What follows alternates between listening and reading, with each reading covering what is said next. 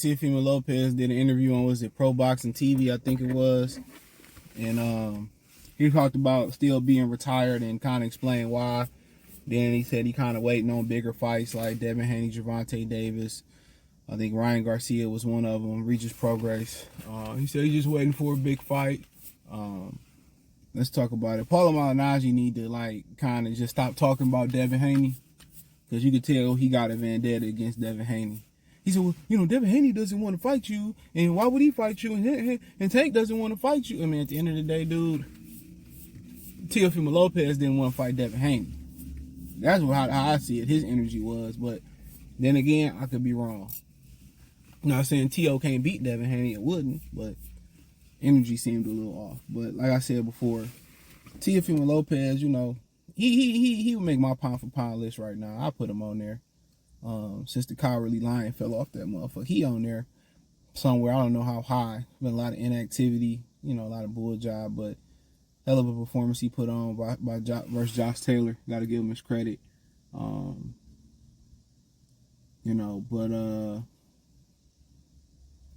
he basically said that he retired, and he kind of broke down some business about the boxing, how you got a contract with the network, you got a contract with the promoter, and you got a contract with the venue. And he said that he wanted the venue, MSG, to play Mobb Deep, Quiet Storm, which I fucking hate that song. The only reason I hate it is they played it every morning going to school for like a whole school year. I heard that song enough times never to hear it again. Great song, just tired. They played that song out. And he said, that was really like a breach of contract. So now he basically beefing with the network. He said he pitching them ideas. He want to fight at the Vegas Sphere, and he waiting on the big names. And, he declined to fight December 9th on Heisman night. I don't know if it was a respectable name, but you know what? From this aspect of it, he tend to fight up and down to his competition. You know what I'm saying? He tend to fight up and down. So I don't blame him. If it ain't a big fight, I think T.O., if you're going to fight once or twice a year, T.O. should only be in big fights. That's when he perform at his best. T.O. should only be in big fights. When you start bringing Cambosos and Sandor Martins in there, he don't really get up for those fights. So maybe he just said, less income, going through a child support thing right now. So less income is best. And then me, sitting here fighting a lower tier name on Heisman night, I'm gonna get a check, but guess what? That's just gonna add to my annual income or what they gonna take. So you gotta remember too, he said, he gonna take time to get himself together. Part of the retirement pitch was to basically say he done making money, but then again, you understand how the child support system work. In about the next 6 months, he can take him back to court. So it don't really matter. He can temporarily kind of get that payment cut down, but 6 months later, she see how much he making, she can go back to court and get more regardless. So it's just, temporarily scavenging her off. But I don't really understand, man, on that aspect of it real quick. I understand, women want the money, women evil and all that stuff. Majority of women seem evil from the stories, but a lot of the dudes don't be telling you the entirety of the story too. So it's hard to really, you hear the woman side of things and you be like, damn, he did all that. You know what I'm saying? You hear the dude side of things, you put them together, then you like, I get it. But a lot of people just, child support isn't, when you say no or can't do something or I'm mad at you, I'm gonna run down there and do it. No, man, like I said before, y'all should be a partnership. That shit should be a partnership. Just straight up and down. You want to get the government more involved in your child's life. So you basically, they middleman in the money. They taking some of the money before it get to her instead of you can just break her off. Boom, boom, boom. But like I said before, a lot of these kids is just checks. That's just what it is. A lot of these kids are just checks or income to these women. I respect women who don't put their, other baby daddy on child support.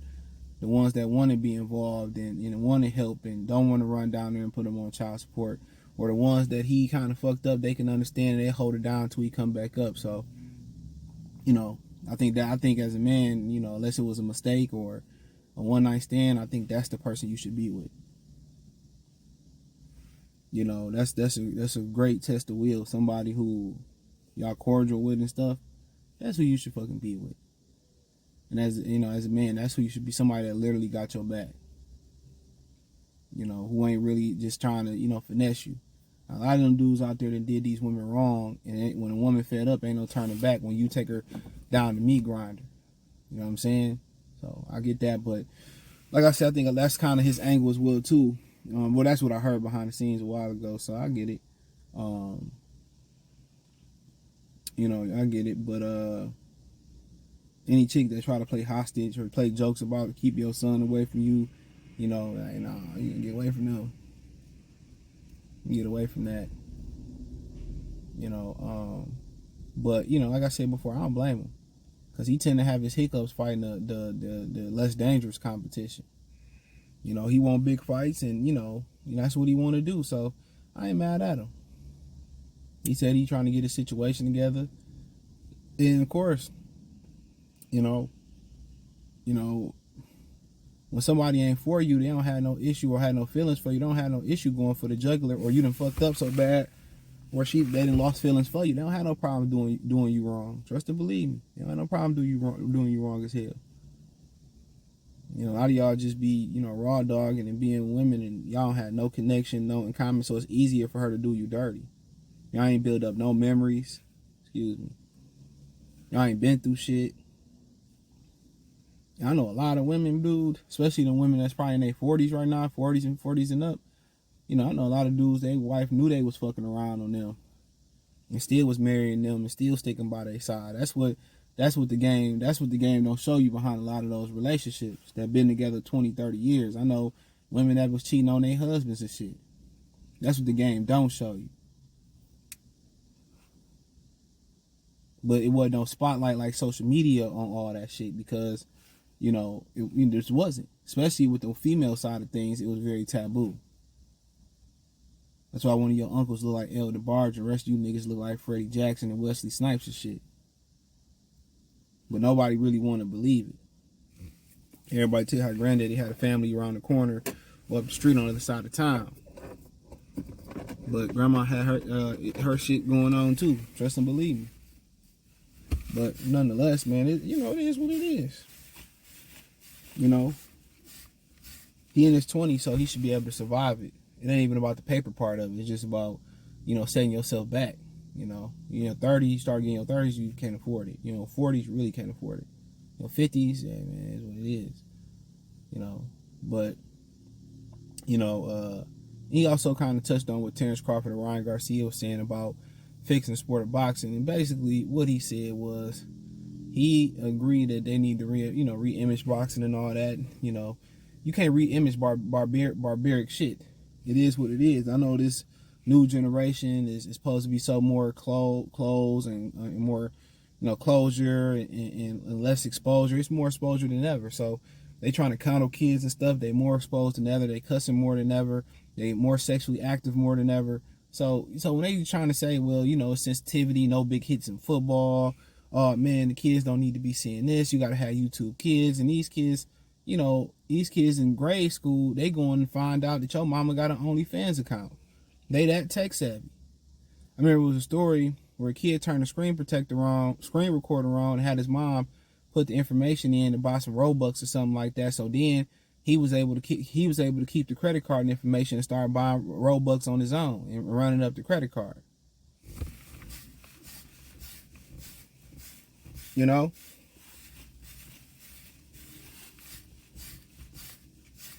So think about that for a minute. So like I said before, let's just tap this thing that they say, oh man, they protect the children. I don't care. See little kids walking to school by themselves all the time. 3, 4, 5, 6, 7-year-olds walking to school. That's the detriment that people don't think about of broken households and 2-parent households. They don't think about that. You don't have round-the-clock proper supervision. A grandparent ain't proper supervision. Older brother, sister, uncle, nobody can supervise your kids and be in your kids and chastise and discipline your kids like you. But, he was basically saying that the problem with boxing is what I said Thursday on Live. These jokers ain't fighting each other. these jokers they need to fight each other. Guys need to be fighting top fighters. And he says that, you know, he thinks some of these fighters should be free before they become champions and then get the proper promoter behind them and stuff of that nature. And then again, you know, where he forget a promoter's job, you know, like Lukey came on, like I think months ago, he came on and said a promoter's sole job is to get a fighter a championship title. That's what the promoter is there for. It's to guide a fighter to get a world title. So, you know, like I said before, like he's, you know, was saying, but it's just the premise of it, y'all need to fight each other. That's the best way to re-image sport of boxing. The best fight the best. He said, no, I got a loss and I'm still basically popping out here. He said we need to get out that Mayweather, you know, effect where, you know, loss is detrimental. He said you look at the UFC and all these guys fight. I think Usman fighting on pay-per-view Saturday. And he said that, I think it's in Saudi Arabia, Coach Malachi was saying. Shout out to True Media Radio. USA True Media Radio, and he was basically saying that, you know, the loss don't matter no more. Y'all, we need to get out that Mayweather, you know, era where a loss is detrimental, and that's why everybody protecting losses and stuff. You know what I'm saying? We know the triangle theory rarely, you know, counts in boxing. So it was a good Pro Box TV good interview. Other than Paulie, you know, can't separate his bias. That's why I no longer get on TV. But it was a good interview. He was calm. He wasn't eccentric. I think he was speaking from the heart.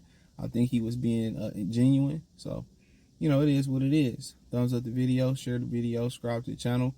Next subscribe button is the bell icon button. Hit all notifications, increase your chance, get notifications. We go live or drop video. Financially want to support the channel. Cash App, $CJ Good 313. Venmo, CJ Good 313. PayPal link in the description. Hit the link tree. Find me on Twitter, Instagram, Spotify, Anchor, Cash App, Venmo, PayPal, Apple Podcasts, Google Podcasts, the whole nine. Appreciate the love and support. Peace.